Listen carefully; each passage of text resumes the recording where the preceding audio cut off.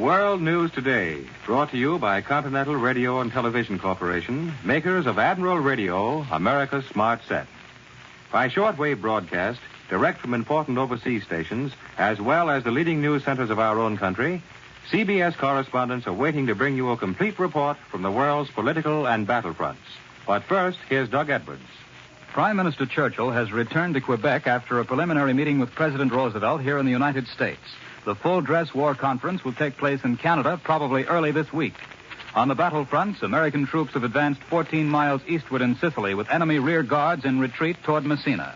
The RAF has bombed Milan and Berlin again, while American planes hit German airfields in France. In Russia, the Germans have moved up reinforcements, but the Red Army continues its advance all along the line. And now for more news, Admiral Radio takes you direct to CBS Algiers. Farnsworth Fowle reporting. No fresh news has come in during the day to change this morning's picture, which had the American 7th Army at Oliveri on the north coast of Sicily and the British 8th Army at Fiumicefreddo on the east coast. Quentin Reynolds of Collier's is just back from there from 3 weeks in Sicily. We'd like to hear how it looked to you, Quint.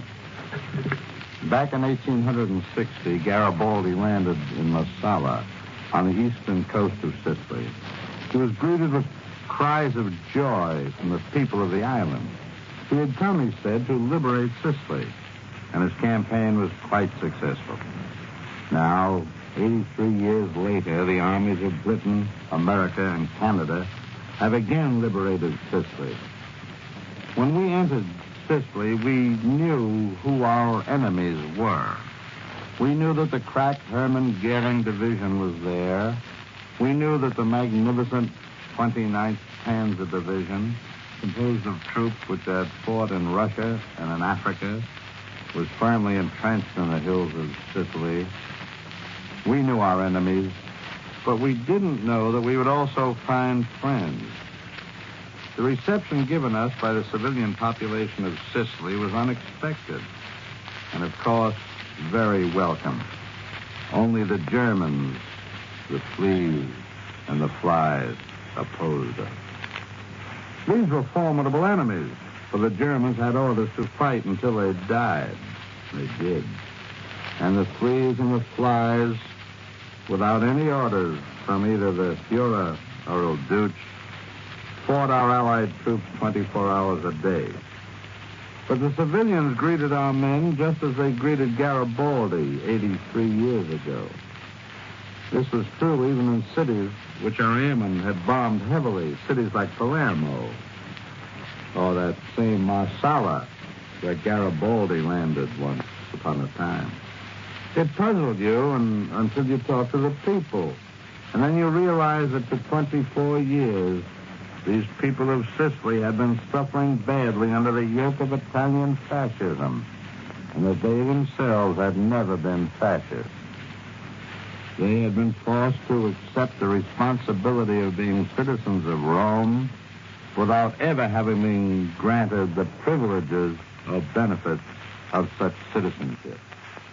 Rome always appointed the governors of the 9 provinces of Sicily. These governors received very nominal salaries, but they were permitted to feather their own nests, and they did a fine job of feathering. They sold all local offices to the highest bidders, and they levied taxes on anything in sight.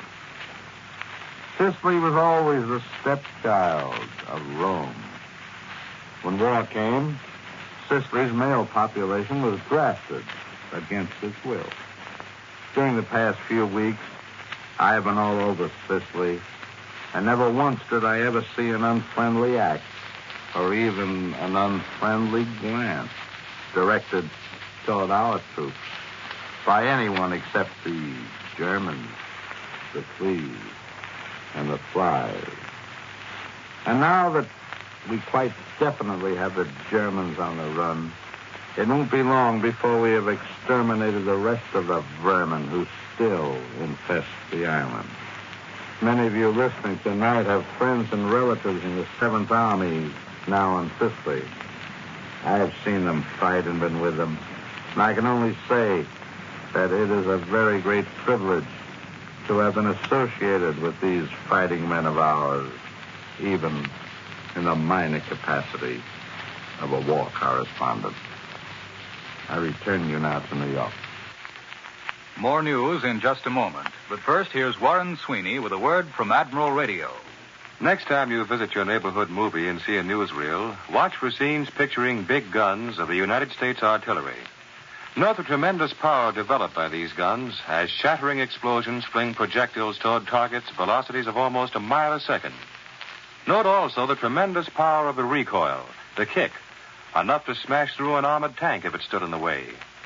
Here, in the shattering explosion and recoil, is proof of Admiral superiority. For only inches away from the recoiling breech is radio equipment built by Admiral. Tough radio equipment, which stands beside this bucking giant, is enveloped by acrid fumes of gunpowder, seared by heat, yet gets the message through to the gun crew with the same efficiency it would have while resting on a table in an air-conditioned room. The new skills, the new techniques and production methods, the research necessary to turn out tough Admiral-built radios for war will be adapted to peacetime production, to the building of Admiral radios for the American home after the war. They guarantee the post-war Admiral will be a step ahead, America's smart set, during the coming age of electronics. Now here once again for Admiral Radio is Doug Edwards. Columbia's traveling correspondent Don Pryor has reached the Rocky Mountain states on his tour of the nation. For his account of what he has seen there of America at war, Admiral Radio takes you to Salt Lake City. Don Pryor reporting.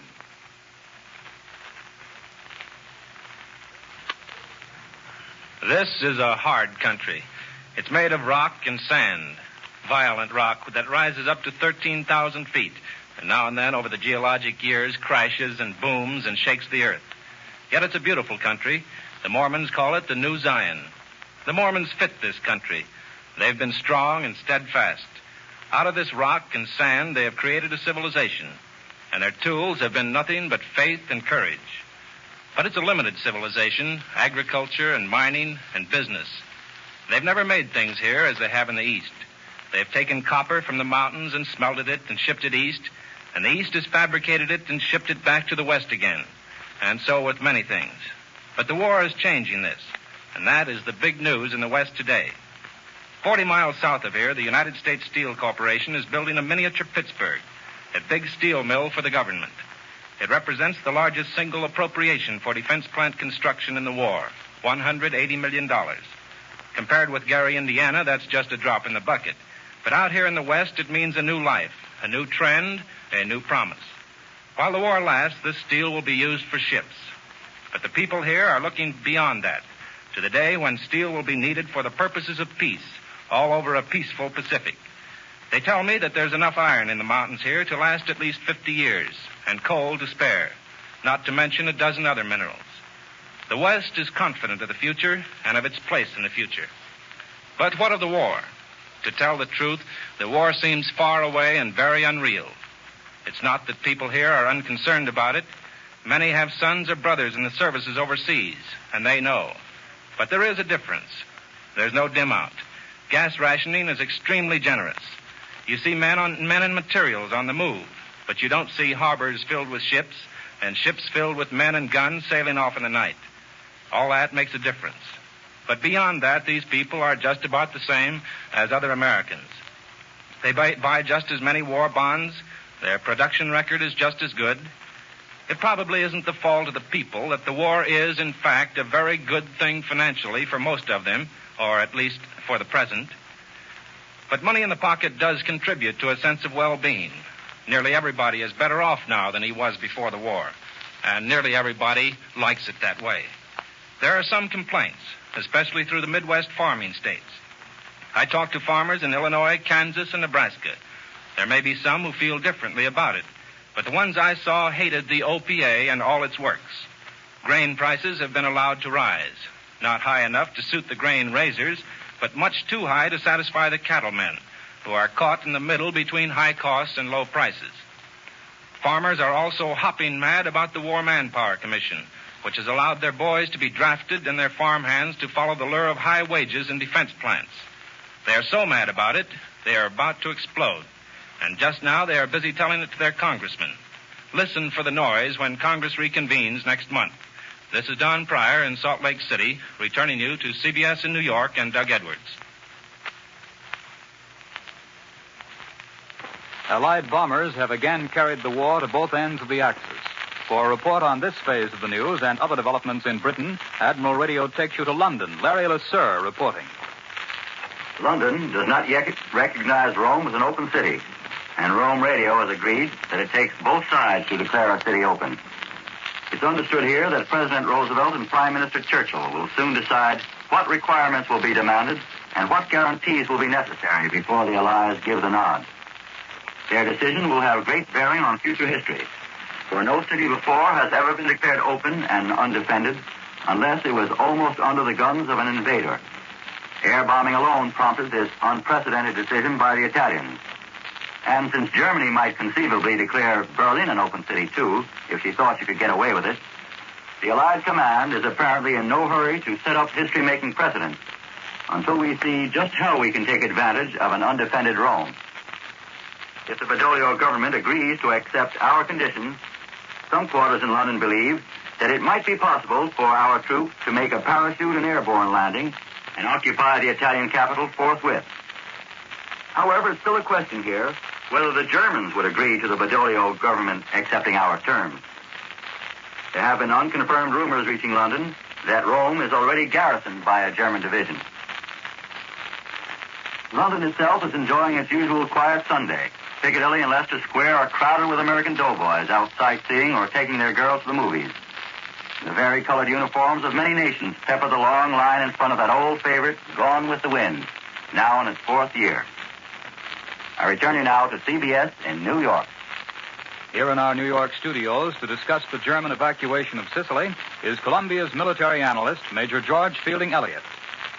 The German position on the northeast peninsula of Sicily seems to be disintegrating. It's not hard to understand why. The Germans are reported withdrawing in considerable numbers across the Strait of Messina to the Italian mainland under the protection of very powerful anti-aircraft concentrations on both sides of the strait. Thus, the fighting power of the rear guards, left to contest the twin advance of the British along the east coastal road and the Americans on the north coast, must be rapidly dwindling.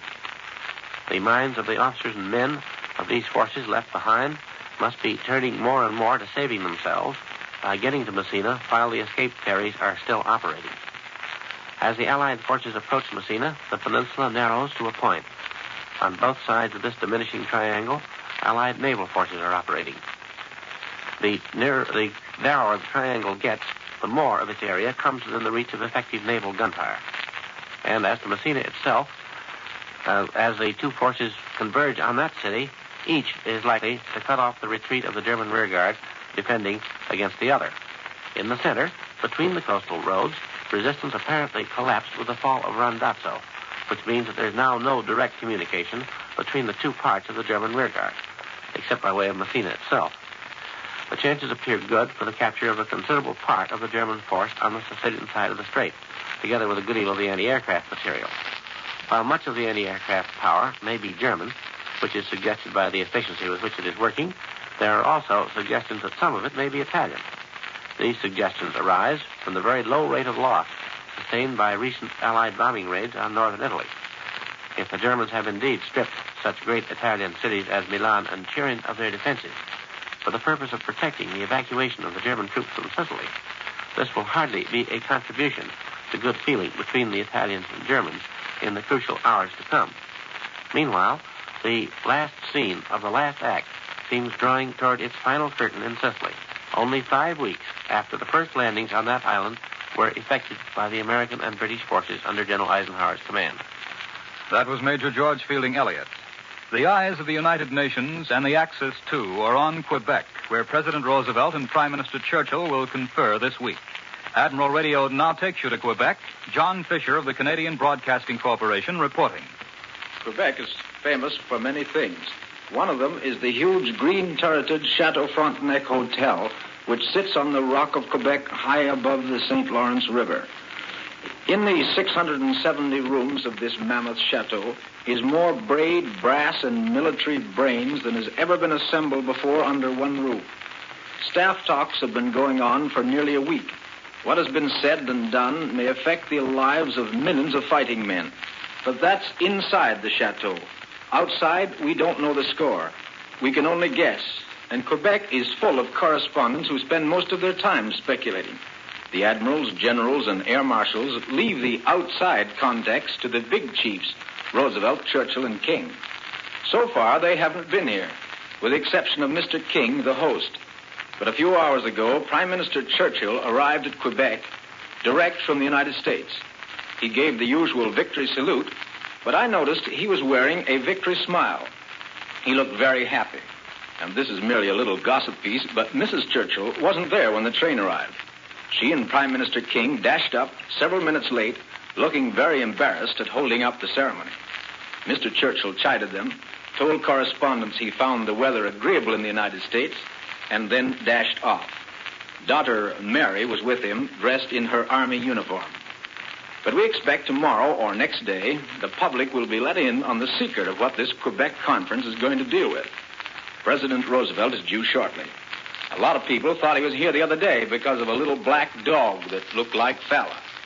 He insisted on sitting in the center of the hotel lobby, and nearly everyone paid homage to him. They thought it was Fella, but it turned out to be the manager's dog. This is John Fisher of the Canadian Broadcasting Corporation returning you to New York and Doug Edwards. For news of the war against the Japanese, Admiral Radio takes you after a brief pause across the Pacific to CBS Honolulu. Webley Edwards reporting.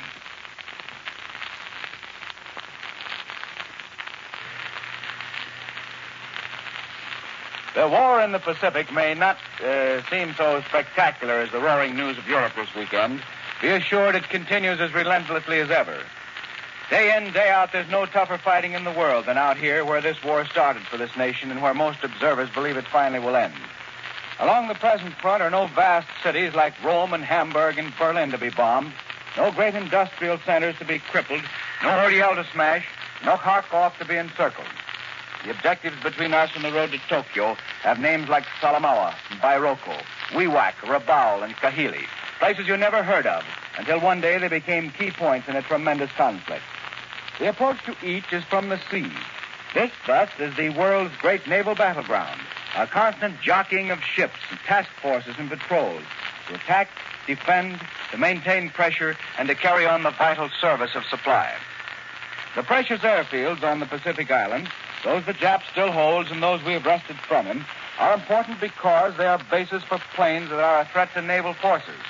They cannot be bypassed. They must be captured or neutralized. Whether we strike from the southwest or through the East Indies or from the north, the conquest of Japan will be through naval surface and air support. And that is why most men I have talked with out here are convinced that somehow, somewhere, the great sea battle of all time may be fought between the United States and the Japanese. Destruction or even serious crippling of the Jap Navy would leave the Jap sprawling empire in a serious predicament for supplies, both for their troops and for the replenishment of their munitions and aircraft. Admiral Nimitz has said, we have enough new power in the Pacific to retain the initiative. I believe every man in the Pacific Fleet is convinced that this war could be speeded toward its end by a great naval battle in the Pacific. The fleet is eager for it. The Japanese may not be so eager. The Big Scrap will be a vast operation with battleships, aircraft carriers, great numbers of airplanes, and attending cruisers, destroyers, and submarines over a wide battle area covering thousands of miles. Meanwhile, the war of attrition continues, the softening up of Jap bases and aerodromes by our superior air strength and the hard fighting through the jungle by our ground forces. The news may not be as spectacular from the Pacific today as it is from Europe, but be assured that America's meanest fight is going on out here. This is Webley Edwards in Honolulu. I return you to New York.